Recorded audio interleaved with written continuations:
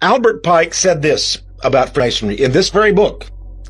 He says that Freemasonry is based almost totally on the Kabbalah. Yes. Jewish magic. Yes. And many Jewish rabbis have admitted this, and they say, as we have seen, when the greatest rabbis of the Talmud consider the raping and sodomizing of little girls and boys to be normal, it is little wonder that such perverse moral attitudes filter into the content of the Jewish film industry. The Zohar, or Kabbalah, like the Talmud, is also considered to be divinely inspired by religious Jews. It says that when God will reveal himself preceding the coming of Messiah, the Gentiles will be wiped off the earth.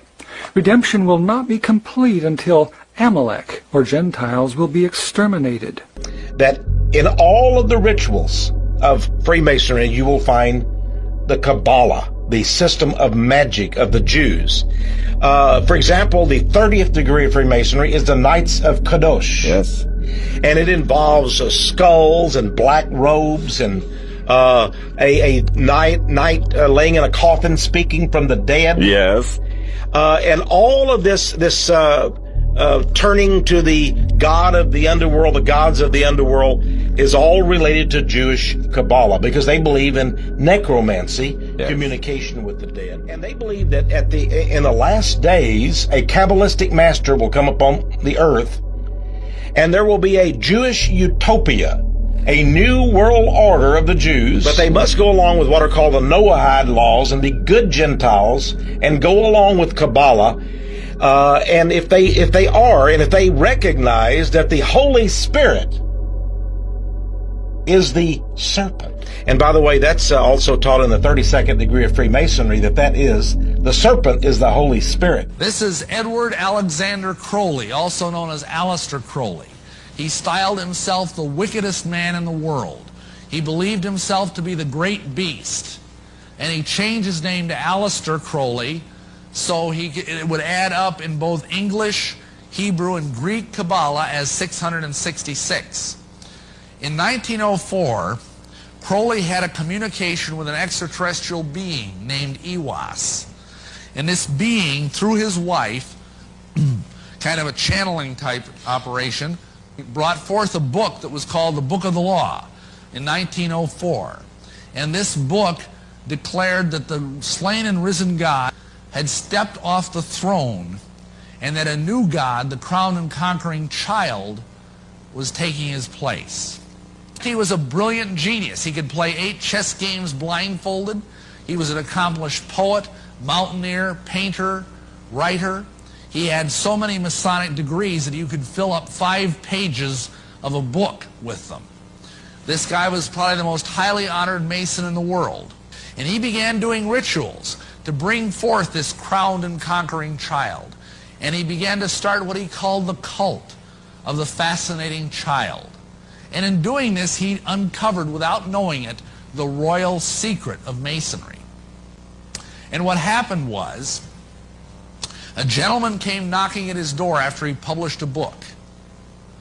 And in this book, it was a book of poetry, and in the book he had made an allusion to something. And this guy, his name was Theodore Royce. He was a German occultist and the head of the OTO, the Ordo Templi Orientis, which stands for the Order of Eastern Templars. There's the Knights Templar again.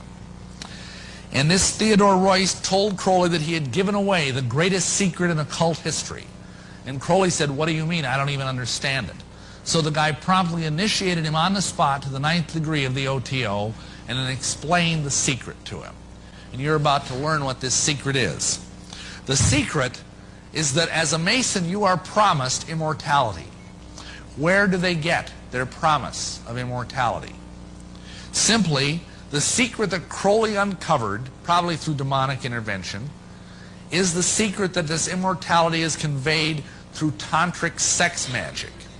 And the kind of sex magic that we're talking about here, unfortunately, is a sexual violation of a little child.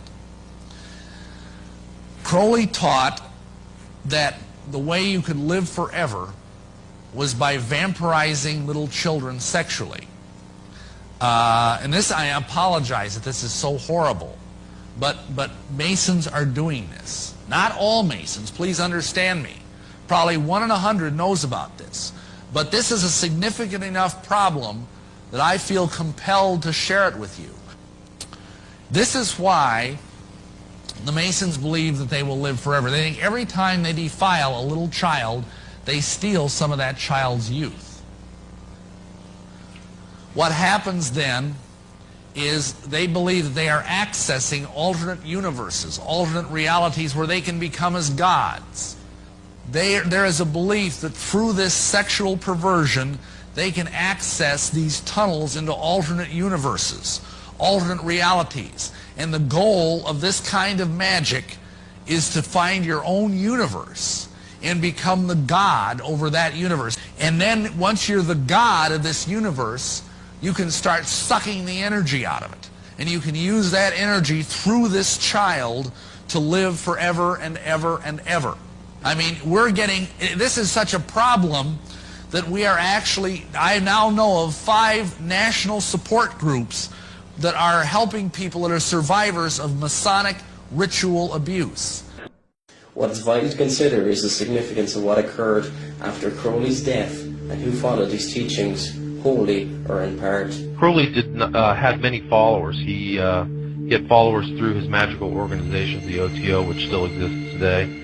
He also had people who were very interested in him, who carried on his tradition. For example, Timothy Leary, who people perceive as a guru, but he was also an illuminate of Thanateros, which is an offshoot of Crowley's kind of OTO and his magical practices. He copied a lot of Crowley's behaviors and what Crowley did. He attacked Christianity. He was a hedonist like Crowley. He visited the Great Pyramid of Cheops and stayed in there much like Crowley did. He also traveled to Algeria where Crowley emulated the magical practices or Enochian calls of John Dee and Edward Kelly. He carried Crowley's tarot deck wherever he went, and he actually he wrote a book called Confessions of a Hope Fiend, which is an inversion of 2 of Crowley's books called Confessions and Diary of a Dope Fiend. Mm-hmm. Well, I've been an admirer of Aleister Crowley. I think that I'm carrying on much of the work that he started over 100 years ago, and I think the 60s themselves. You know, Crowley said he was in favor of finding your own self and do what thou wilt shall be the whole of the law under love. It was a very powerful statement. I'm sorry he isn't around now to appreciate the glories that he started. L. Ron Hubbard said he was following on his tradition.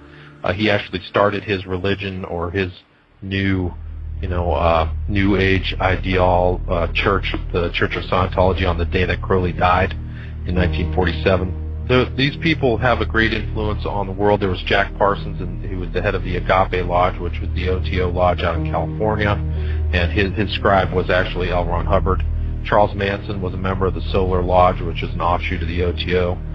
So Manson was very knowledgeable about these kind of practices, and he had an immense influence upon the 60s. Alfred Kinsey visited Aleister Crowley's Abbey of Thelema, which was his kind of the inversion of a church that he had in Cefalù, Sicily, and very dark rituals took place there. There were also musical followers, Jimmy Page, David Bowie, Ozzy Osbourne.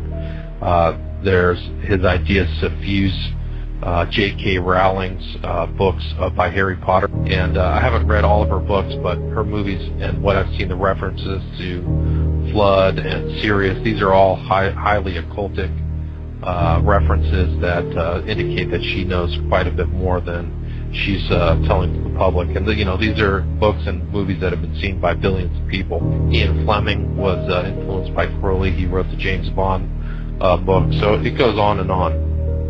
So they're still out here together. There's a commonly understood reference to Crowley and Sgt. Pepper's Lonely Hearts Club Band. I was going to mention that. Of course, Crowley appears on the cover twice, didn't he? I think I know just once, but there's also the kind of a story about the intro to Sgt. Pepper's. It says 20 years ago today. Mm-hmm. Sgt. Pepper taught the band to play, and somebody told me that was a reference to Crowley. It was 20 years ago today to that day that Crowley passed away. So 47 was when he died, and I guess the album came out in 67. So and Lennon himself was a known occultist. He would constantly go to occult bookstores in New York City, and had some of his writings, Imagine, and all these other